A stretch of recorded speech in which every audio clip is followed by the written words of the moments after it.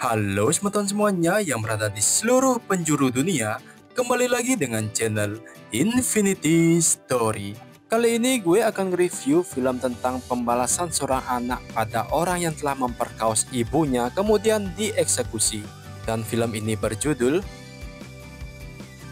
Oke, tanpa basa-basi kalian duduklah dengan santuy, kencangkan celana dalam kalian, jangan lupa bernafas, dan kita mulai.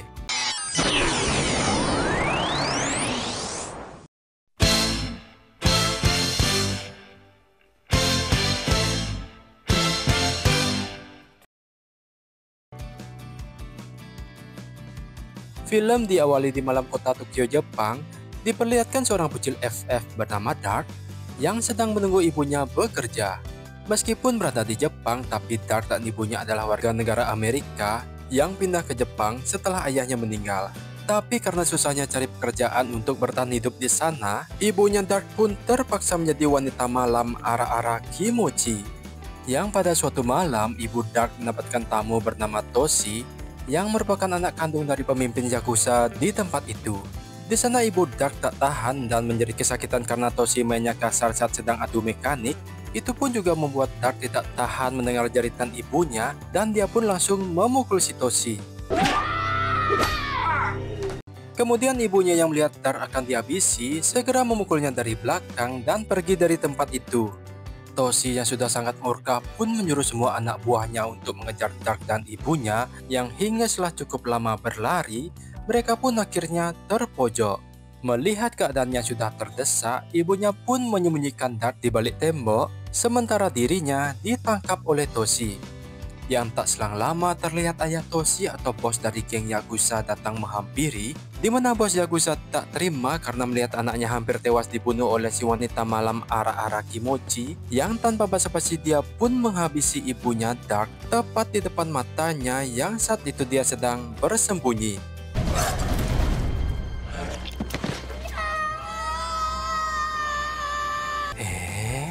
Sadis bener nih Pak Tua. Padahal ibunya masih bisa diajak main loh. Main pingpong maksudnya. 26 tahun kemudian. Kini adegan berpindah ke Amerika. Di sini diperlihatkan seorang pria yang akan bebas dari penjara. Ternyata pria ini adalah Dark yang sudah dewasa. Hah? Cepet bener gedenya. Dan kini dia tumbuh menjadi seorang pembunuh bayaran paling berbahaya di Amerika. Prestasi yang bagus. Di sana dia diberitahu jika dia sengaja dibebaskan oleh detektif bernama Roman. Alasannya, Roman ingin meminta bantuan kepada Dark, namun Dark langsung menolaknya karena dia takut Roman akan menjebaknya. Hey, can you hear me? Hey. Tak lama dari itu, Dark kemudian mendatangi markas pengedar barang haram yang dulu adalah musuh dari Dark sebelum masuk penjara. Dan tanpa banyak omon-omon, dengan gagah Dark mengajar mereka semua. Setelah itu dia mengambil uang mereka, kemudian menyewa apartemen yang ada di pinggir kota. Beberapa jam kemudian, Dark bertemu tetangga cantik bernama Ivy yang saat itu butuh bantuan. Dia kemudian membantunya yang membuat mereka pun menjadi akrab perlahan. Terlihat Ivy diam-diam menyukainya, namun Dark tidak peka dengan hal tersebut. Thanks. Oh, he speaks. Setelah itu, ketika balik lagi ke apartemennya, tiba-tiba di sana dia melihat sebuah amplop yang tergeletak di bawah pintunya. Betapa terkejutnya setelah Dark membuka isi amplop tersebut, yang ternyata itu adalah sebuah foto mendiang sang ibu dan satu buah tablet yang berisi video ibunya disiksa di masa lalu. Dan di amplop itu juga berisi sebuah alamat yang menyuruh Dark untuk datang ke sebuah kafe malam ini. Dark yang masih menaruh dendam pada Toshi dan geng Yakuza lainnya, dia pun segera pergi ke alamat itu untuk mencari informasi tentang geng tersebut. Setelah sampai di kafe, ternyata yang memberikan dia amplop itu adalah Roman, si detektif polisi yang membebaskan dia dari penjara. Saat itu Roman mengatakan, jika saat ini Toshi dan anak buahnya sedang berada di Amerika dan selalu berbuat onar di setiap keramaian. Di sini Roman juga sengaja melakukan ini karena ingin meminta bantuan Dark untuk selamatkan anaknya yang diculik.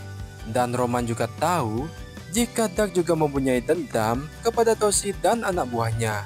Setelah mendengar semua yang dikatakan oleh Roman, pada akhirnya Dark menerima tawaran Roman karena dasarnya dia juga ingin membalas dendam pada geng Yakuza.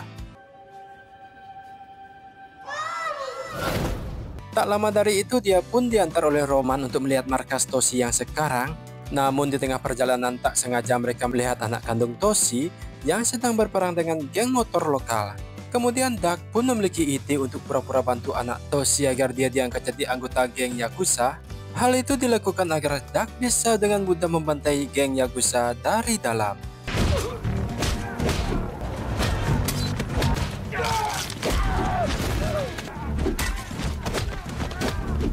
Setelah berhasil meratakan geng motor itu, rencana Duck pun berjalan dengan lancar karena anak Toshi langsung berterima kasih dan kemudian mengajak Duck makan malam, di mana mereka berkenalan hingga diketahui anak Toshi bernama Nakayama. Lalu Nakayama menjelaskan jika ayah dan kakeknya adalah bos geng Yakuza.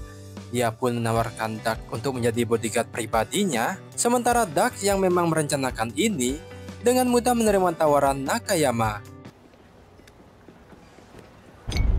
Keesokan harinya saat Duck berada di apartemennya, di sana dia diajak makan pizza oleh Ivy, si tetangga cantik itu. Namun tak lama kemudian Duck dihubungi oleh Nakayama yang saat itu menyuruh Duck untuk datang ke lokasi yang dikirimkan.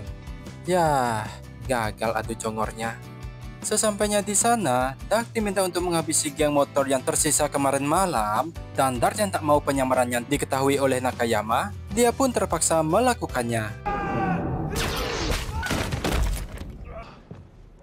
Setelah berhasil meratakan geng motor tersebut, terlihat Nakayama yang sangat kagum melihat Duck yang sangat biasa diandalkan. Kemudian Nakayama mengajak Duck untuk bertemu Toshi ayahnya sekaligus memperkenalkan Duck sebagai anggota baru mereka. Sesampainya di sana, Nakayama meminta kepada Toshi sang ayah untuk menerima Duck menjadi anggota karena dia telah banyak membantu dirinya. Mendengar hal itu, Toshi tidak bisa memberikan jawaban apapun karena mereka tak bisa dengan mudah menerima orang baru. Namun Nakayama yang ngotot dan memaksa, mau tidak mau Toshi pun mengangkat Duck menjadi bodyguard si Nakayama. Pada malam harinya, ketika Duck diajak Nakayama ke klub malam ayahnya, tanpa sengaja Duck bertemu dengan teman kecilnya yang bernama Lisa. Namun saat hendak menghampiri Lisa, tiba-tiba dia dikeroyok oleh anak buah Yakuza yang tak lain adalah anak buah si Toshi.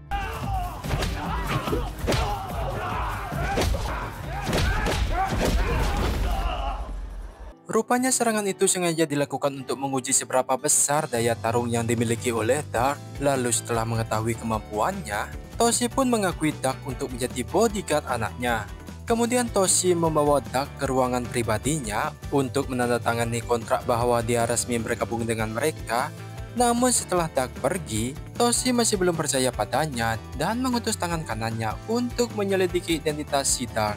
Keesokan harinya, tangan kanan Toshi mendatangi Roman agar mencarikan data detail tentang si Duck. Sedangkan di sisi lain, ketika Duck bertemu dengan Lisa, di sana Lisa bertanya kenapa Duck mau bergabung dengan geng Yakuza. Namun di sini dia tidak menjawab pertanyaan tersebut dan memohon untuk merahasiakan identitasnya. Lalu dia berbalik bertanya kepada Lisa kenapa dia mau bekerja sebagai pemuas hasrat untuk mereka. Dan Lisa menjelaskan jika itu dia lakukan untuk melunasi hutang keluarganya kepada Toshi. My mother never had any money of her own. Buy something nice for yourself. Di sore harinya, Duck menemani Nakayama mendatangi salah satu restoran milik mafia Cina yang ternyata hanya berkedok untuk bisnis mereka yang menjual barang haram. Di sini mereka langsung membantai anak buah si mafia Cina tersebut karena berani berjualan di wilayahnya. Namun si mafia Cina itu berhasil melarikan diri sehingga Nakayama hanya mengambil semua uangnya yang ada di sana. Keesokan ketika Duck bertemu dengan Roman, terlihat Roman sangat panik karena Duck belum bisa menyelamatkan putrinya. Roman pun mengatakan untuk tidak usah khawatir karena dia akan segera menyelamatkannya. Dan pada malam harinya Roman menyerahkan data tentang Duck kepada tangan kanan Toshi yang sangat bengis itu. Namun data yang diberikan sudah dipalsukan supaya penyamaran Duck tidak terbongkar oleh mereka. Sementara di waktu yang sama, Duck yang sudah pakai skin epic dan full item dengan tenangnya menyusup ke rumahnya si Toshi dan menghabisi satu persatu anak buahnya. Setelah berhasil mengekil semua anak buah si Toshi, kemudian dia mendatangi Toshi yang berada di dalam kamarnya dan langsung menembak kakinya.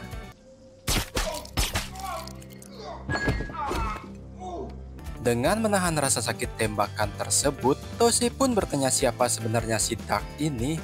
Dia pun menjawab jika dia adalah bocil FF yang dulu ibunya dihabisi oleh Toshi. Kemudian Dark bertanya di mana keberadaan anak Roman si detektif, dan Dark berjanji akan mengampuni si Toshi jika dia mau mengatakan keberadaannya. Namun di sini Toshi tidak mau buka mulut dan malah menceritakan ibunya yang sering dilecehkan dan disiksa olehnya. Mendengar hal itu, Dar pun langsung emosi dan langsung menghabisinya.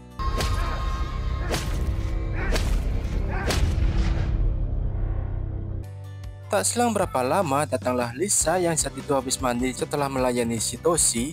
Di sana Lisa sangat terkejut dengan apa yang dilakukan oleh Dar, dan Lisa pasti akan dituduh menghabisi Toshi karena ialah orang yang terakhir bersamanya. Karena itu, Dark pun dengan sengaja memukul Lisa sampai pingsan agar geng Yakuza yang lain berpikir jika mereka diserang secara bersamaan. Keesokan harinya ketika Dark ke markas Yakuza untuk beraktivitas seperti biasa, tiba-tiba dia dicegat dan dihajar oleh geng lainnya karena dia dicurigai sebagai pelaku yang menghabisi bosnya. Beberapa menit kemudian, terlihat Dark yang sudah babak belur diinterogasi oleh si tangan kanan yang meminta Dark agar mengaku karena dia sangat yakin jika dialah pelakunya. Namun beruntung Nakayama datang dan meminta membebaskan si Dark. Di sana Nakayama juga sangat marah kepadanya karena tidak ada bukti yang nyata. Mendengar hal itu, mereka pun melepaskan Dark, yang padahal memang Dark lah yang membunuh Toshi ayahnya. Keesokan harinya datanglah kakek Nakayama untuk membahas perihal tentang kematian anaknya si Toshi. Saat itu si tangan kanan tetap bersikeras jika dia sangat mencurigai si Dark yang berbeda dengan si Nakayama yang selalu membela si Dark. Hingga akhirnya si bos menyuruh mencari bukti tentang kematian Toshi anaknya itu.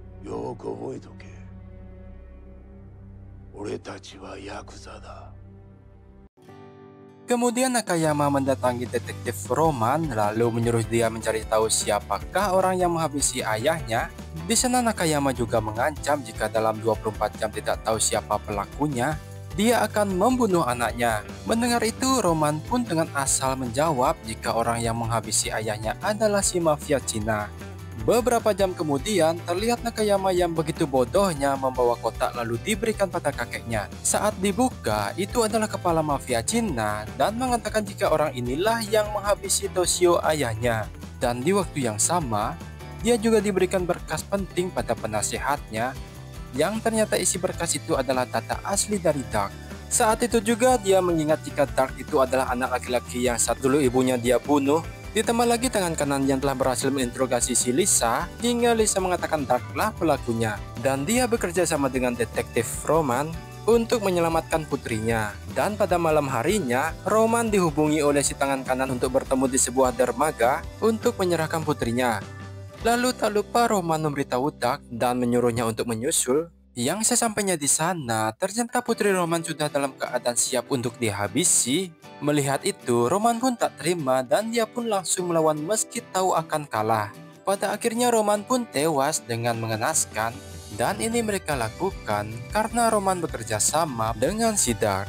Yang tak selang lama Dark pun datang meski terlambat. Dimana dia pun dengan mode Heroes Never Die langsung menghabisi musuh di sana. Kemudian Dark juga menyelamatkan putri Roman, namun saat penutupnya dilepaskan, itu ternyata si Lisa. Di sana Lisa pun meminta maaf kepada Dark karena terpaksa membocorkan rahasianya. Di sisi lain, Nakayama terlihat sangat murka karena ditipu oleh Dark. Dia pun mendatangi apartemen si Dark untuk menghabisinya sekaligus membalas kematian sang ayah. Namun di sana Nakayama tidak menemukan Dark dan hanya melihat tetangganya yang dikira itu adalah istrinya. Dan saat hampir memperkaos tetangganya si Ivy, tiba-tiba datanglah Dark dengan mode brutal. Nakayama yang merasa tidak akan bisa menang, dia pun mengancam akan membunuh Ivy tetangganya jika dia tidak menyerahkan diri. Namun di saat Dark sudah menyerahkan diri, Nakayama dengan kejamnya tetap membunuh cewek cantik itu.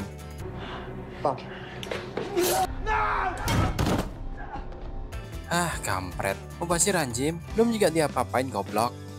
Setelah itu Nakayama membawa Dark ke tempat eksekusi, namun di tengah perjalanan Dark pun mengamuk dan inilah yang terjadi.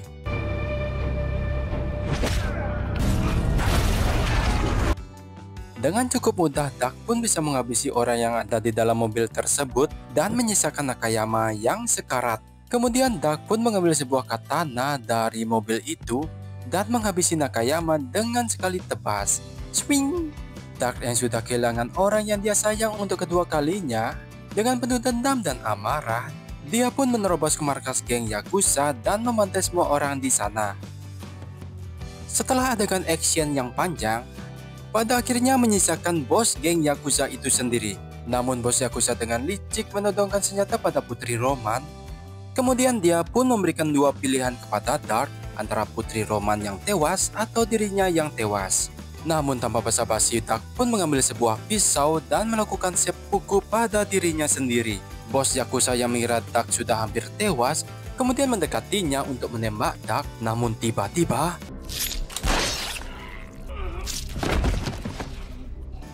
bos Yakuza yang lengah pun akhirnya tewas di tangan Dark, yang sehingga dendam kematian ibu dan pacarnya pun terbalaskan.